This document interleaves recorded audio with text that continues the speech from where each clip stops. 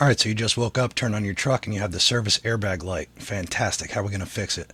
If you have a scanner, you're going to plug that in. B0101 is going to be driver's side. 105 will be passenger side. You might also see 100 and 104, meaning you have bad ground contact. We're not worrying about that right now.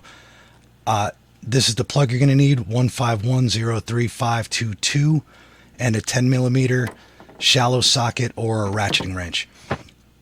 The driver's side one and the passenger side one, they're just going to be just to the inside of your tow hooks. Here's the driver's side one. Passenger side one, as you might imagine, over to the passenger side on the same rail. Great. So now we have our orientation. We're going to pull the little pink plug out that just holds the wire harness in. Then if your fingertip or your fingernail is long enough, you can just depress that little tab right there. You might need a flat blade. Push that in, shimmy it up a little bit, and you'll pop it out.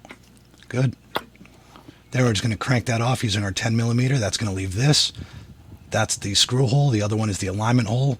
Take a little sandpaper and clean up your screw hole a little bit so you get good ground. Great. Now we're going to crank that in with our 10 millimeter until that's snug. I don't know the torque spec. It doesn't really matter. You'll feel it snug. Then you're going to push your plug in. You'll hear it click, kind of. The plastic's getting a little bit old. Then we'll take our pink. It looks orange here. I think it's pink in real life, though. You'll see a little tab right there that needs to be pointing down. So away from the plug, straight down at the ground, literally. So you slide that in. It's a bit of a challenge. Good. Now we hop back in, turn the engine on, and let's see what happens. Run through our system checks. Fantastic. And light goes off, stays off, done.